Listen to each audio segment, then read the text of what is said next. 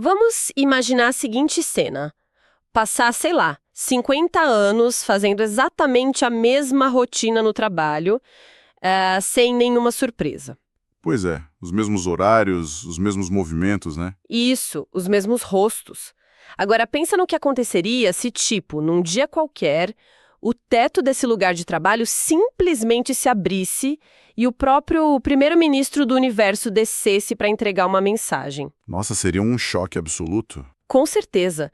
O sagrado deixa de ser só uma teoria reconfortante e se torna subitamente uma realidade avassaladora. E é o momento exato em que a previsibilidade da religião colide de frente com a imprevisibilidade de Deus.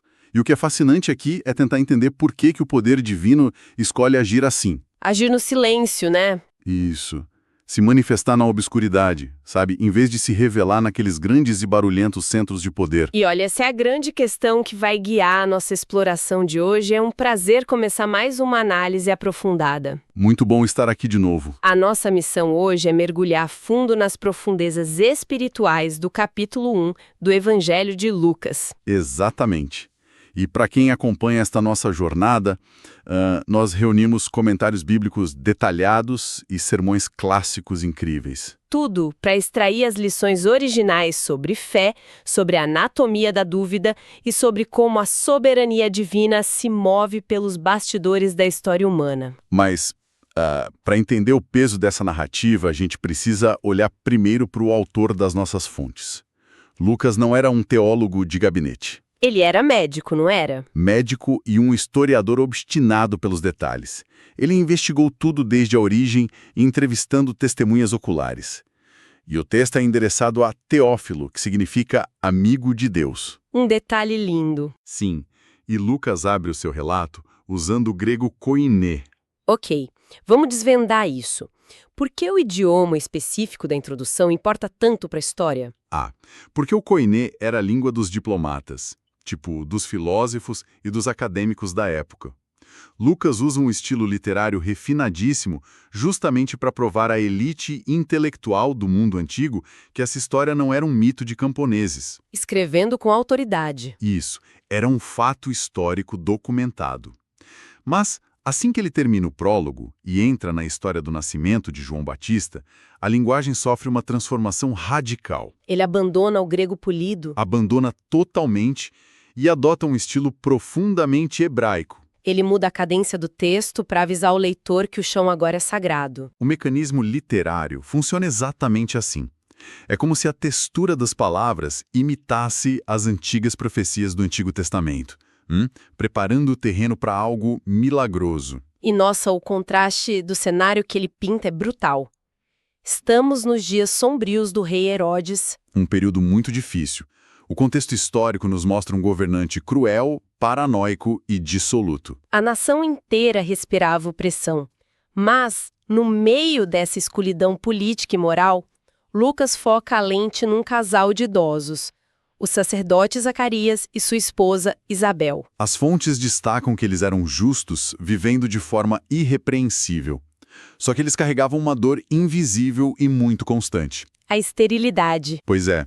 E no contexto cultural daquela época, não ter filhos não era visto apenas como uma fatalidade biológica. Era um estigma social pesadíssimo. Exato. Era frequentemente interpretado de forma cruel pela sociedade, como uma punição divina ou uma marca de vergonha.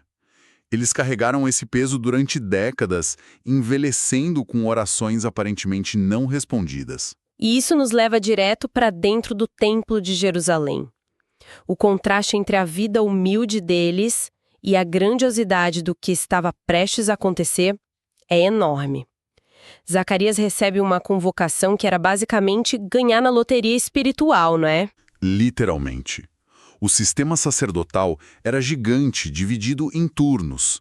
As tarefas eram definidas por sorteio. E ele foi sorteado para entrar no lugar santo. Sim, para oferecer o incenso no altar de ouro.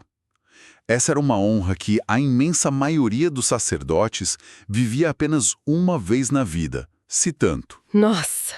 Era o ápice absoluto da carreira e da vida espiritual de Zacarias. E é ali, cercado pelo silêncio sagrado e pelo cheiro do incenso, que o anjo Gabriel aparece. E não aparece em qualquer lugar, né? As fontes notam que ele surge à direita do altar, que é a posição de autoridade. Exato. O nome Gabriel significa homem forte de Deus. É o primeiro-ministro do céu trazendo uma resposta. Mas, antes de olharmos para a reação de Zacarias, as nossas fontes trazem uma anedota moderna, hilária, que ilustra perfeitamente esse momento. Ah, a história da dona do bordel? Essa mesma, uma dona de bordel que processou uma igreja cristã. Esse caso ilustra de forma brilhante a dissonância entre o que as pessoas professam e o que elas realmente esperam que aconteça. A história conta que uma igreja local orava fervorosamente, pedindo que Deus mandasse fogo do céu para fechar o bordel da cidade. E, incrivelmente, dias depois, o estabelecimento pegou fogo misteriosamente e virou cinzas. E aí a dona do bordel foi à justiça e processou a igreja pelos danos. Faz sentido na cabeça dela. No tribunal, os líderes da igreja se defenderam com unhas e dentes, negando categoricamente qualquer envolvimento ou responsabilidade. E o juiz, perplexo com a situação toda, declarou no final que eles tinham um impasse ali. A dona do bordel acreditava fielmente no poder da oração da igreja, mas a própria igreja não acreditava. Uau! É o retrato trágico de uma religião que funciona muito bem na teoria, sabe? Mas que entra em pânico quando o sobrenatural responde de verdade. Ok, vamos desvendar isso. Porque eu olho para Zacarias e, é a mesma coisa. Ele está no lugar mais sagrado da terra, orando por redenção, pedindo a vinda do Messias. Ele mesmo deve ter orado por um filho a vida inteira. Com certeza. E quando Gabriel, a resposta literal, se materializa na frente dele, ele recua. Como a familiaridade com o sagrado pode cegar alguém para o próprio poder de Deus. O que as fontes nos mostram é que o sagrado, quando repetido exaustivamente sem expectativa real, vira apenas um emprego. Zacarias olhou para a biologia envelhecida dele e de Isabel e concluiu que as leis da natureza eram superiores à voz de Gabriel. Ele até pergunta como ele ia saber daquilo, Isso. né? A pergunta dele revela o que os comentaristas chamam de um cristianismo descrente. Ele não estava pedindo uma explicação logística.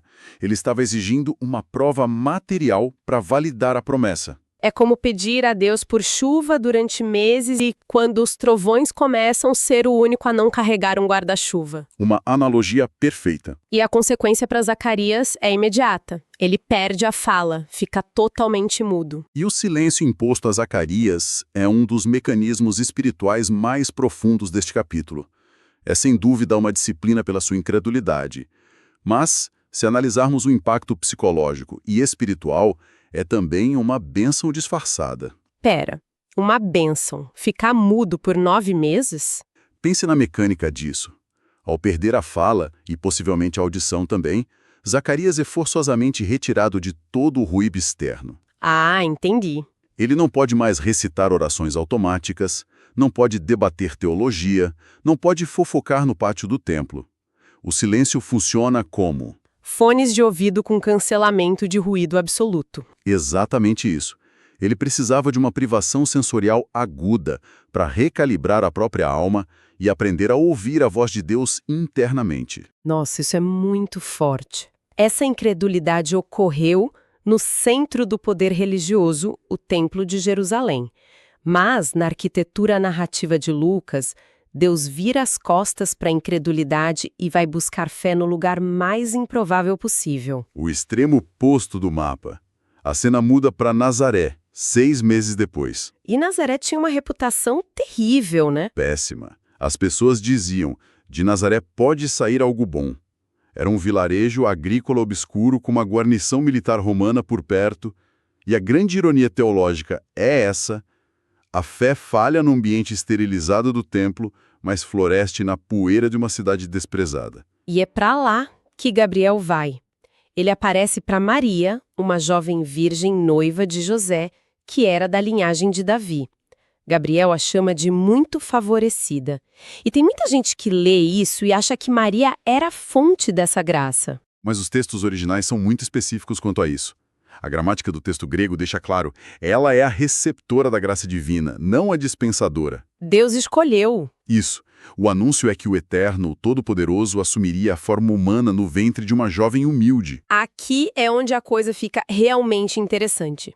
O contraste entre a reação de Maria e a de Zacarias. Porque ela também faz uma pergunta. Ela pergunta, como será isto? Exato. Zacarias perguntou como saberia e ela pergunta como será. Zacarias fica mudo, Maria vira heroína da fé. Qual é a diferença real entre as duas perguntas? Se conectarmos isso a uma visão mais ampla, vemos que a diferença está no ponto de partida do coração. Zacarias pediu uma prova, nascendo do ceticismo. Maria pediu uma explicação logística, nascendo da submissão. Ela já acreditava. Plenamente. Ela só queria entender de que maneira Deus ia operar o milagre para poder obedecer. Ela se submete totalmente, dizendo, aqui está a serva do Senhor. E o nível de coragem disso é assustador. Tipo, ela aceitou o risco de ser apedrejada ou repudiada por suspeita de adultério. E essa aceitação inicia uma reação em cadeia de alegria profética. Uma alegria que transborda, né? Sim, ela faz uma viagem apressada às montanhas da Judéia para ver Isabel, a única pessoa na Terra que poderia entendê-la naquele momento. E o encontro dessas duas mães é incrível. Ao som da saudação de Maria, João Batista salta de alegria no ventre de Isabel. E a Isabel é cheia do Espírito Santo, reconhecendo a jovem Maria como a mãe do seu Senhor. O que nos leva ao Magnificat, o belíssimo cântico de Maria. Ele mostra que Maria não diviniza a si mesma. Ela diz que a sua alma engrandece ao Senhor, seu Salvador. E o cântico revela um Deus que subverte totalmente a ordem humana, não é? Exato. Um Deus que exalta os humildes e humilha os soberbos. A verdadeira alegria está apenas nele. Isso nos avança para o nascimento de João. Chega o dia de dar o nome ao bebê e a tradição familiar exigia que ele recebesse o nome do pai. Mas a tradição é quebrada. A família inteira se volta para Zacarias para que ele decida. E em obediência, ele pede uma tabuinha e escreve, João é o seu nome, que inclusive significa Deus é misericordioso. E imediatamente a língua dele é solta. A obediência destranca o silêncio. E sabe o que eu acho loucura? Depois de 9 meses de mudez, Zacarias não reclama. Qualquer um de nós desabafaria sobre como foi difícil, mas as primeiras palavras dele são louvor puro. O silêncio forçado o curou da sua dúvida. Sem dúvida. O cântico de Zacarias, o Benedictus, é a prova. Ele não foca nele mesmo, mas na redenção de Israel. Ele profetiza sobre João e sobre Jesus. Sim, ele entende que João irá preparar o caminho para o Messias, e ele chama Jesus de o sol nascente que iluminará os que jazem nas trevas e guiará os pés no caminho da paz. Uma imagem belíssima. E a sessão termina descrevendo como João Batista cresceu e se fortaleceu no deserto. Por que o deserto? Porque o deserto foi uma sala de aula muito superior aos palácios. Foi lá que ele aprendeu a temperança, adotando abstinência total e foi cheio do Espírito Santo, preparando o cenário para a salvação, longe da corrupção. Então, o que tudo isso significa? Como a gente traz essa história milenar para hoje? Bom, o cerne de tudo exige um tom pastoral e reverente. Lucas 1 é um capítulo rico em eventos e lições espirituais. Aqui estão algumas aplicações espirituais que podemos extrair deste capítulo. 1. Confiança nas promessas de Deus. A história de Zacarias e Isabel nos ensina sobre a importância de confiar nas promessas de Deus, mesmo quando as circunstâncias parecem impossíveis. Eles eram avançados em idade, mas Deus prometeu um filho, João Batista, que teria um papel crucial na preparação do caminho para Jesus. 2. A humildade de Maria. Quando o anjo Gabriel anuncia a Maria que ela dará à luz o Salvador, sua resposta demonstra humildade e submissão à vontade de Deus. Isso nos inspira a sermos receptivos ao plano divino, mesmo quando não entendemos completamente. 3. O poder da oração e louvor. Tanto Zacarias quanto Maria responderam às intervenções divinas com louvor e oração. O Cântico de Maria, o Magnificat, é uma expressão poderosa de louvor e reconhecimento da grandeza de Deus, lembrando-nos da importância de adorar a Deus em todas as conexões. 4. Preparação espiritual. João Batista foi chamado para preparar o caminho do Senhor, destacando a necessidade de preparação espiritual antes da chegada do Messias. Isso nos incentiva a buscar uma vida de arrependimento e transformação contínua. 4. Preparação espiritual. Essas lições nos convidam a viver com fé, humildade e louvor, confiando no plano perfeito de Deus para nossas vidas.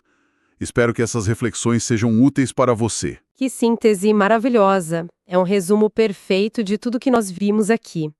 E para quem acompanha a nossa jornada, fica o lembrete de que não devemos guardar essas lições apenas para nós. Jamais. Existe uma profunda importância em compartilhar essa reflexão com outras pessoas.